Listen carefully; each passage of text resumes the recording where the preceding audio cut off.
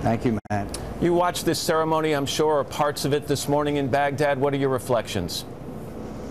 Well, my reflections are that it was a noble cause, and obviously I believe that Saddam Hussein was going to attempt at least to get weapons of mass destruction. I believe the Iraqi people are better off. I believe serious mistakes were made which prolonged this war, which I think history will hold responsible. I think the surge obviously turned the whole situation around. It's too bad that we didn't employ that strategy earlier. But I'm also very concerned because, in the words of General McCAIN, one of the architects of the surge, we won the war and now we risk losing the peace because we do not have a residual force to leave behind, and there are serious challenges and difficulties that the Iraqi government will face in the form of their airspace, in the form of the Kurdish Iraqi areas, and including counterintelligence capabilities. So I really think we risk great risk at losing everything that we gained, and that is the opinion of every military leader that I've talked to. So was this purely, in your opinion, an idea of meeting a campaign promise? Is this simply not the right time to conduct this pullout? Well, I think the pullout was correct, but in the Condoleezza Rice, former Secretary of State, as you know, stated that we had always envisioned a residual force being left behind. The president made a promise, a campaign promise, that he would bring all the troops out.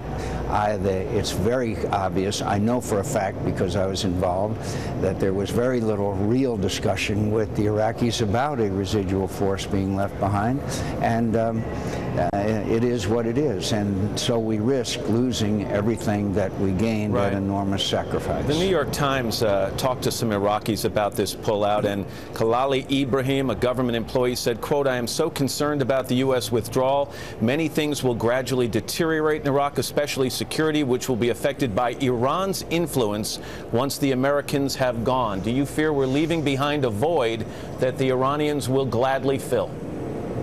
I think they already are filling it. There's no doubt that Sadr is a client of the Iranians. He's part of the Iraqi government. There's tensions on the Kurdish-Iraqi border over a lot of things, and there is, of course, not the kind of counterintelligence that is necessary with U.S. assistance. So, as I say, we risk losing everything that we gain. I think it's a great risk, and I think it was unnecessary. We always envisioned some residual force, and this administration, they were never really serious at all. Well, let me ask you. Could I just say, we risk seeing Iraq break up into 3 countries, which is what the vice president envisioned. Remember that the president and the vice president all opposed the surge, said we couldn't win, and they wanted to withdraw, and they have succeeded. Let me ask you about our image around the world following this war. Former Vice President Dick Cheney was here on the show not long ago. He said he doesn't believe there's been damage to the U.S. reputation as a result of this war. Do you think there has been damage? Do you disagree with Vice President Cheney? I travel extensively in that part of the world. Every leader I meet with believes that the United States is withdrawing, that our influence in the region is clearly on the wane, and I think that this has an effect on the Taliban in Afghanistan. Recently, a former administration official was meeting with the president of Pakistan. He said, "Do you think that they'll make peace, the Taliban?" He said, "Why should they? They know you're leaving." Senator John McCain coming to us from Washington this morning. Senator, thank you very much for your time. Thank you. It is now 9 minutes after the hour. Here's Ann. Matt, thank you. Now to politics and fresh fireworks in the Republican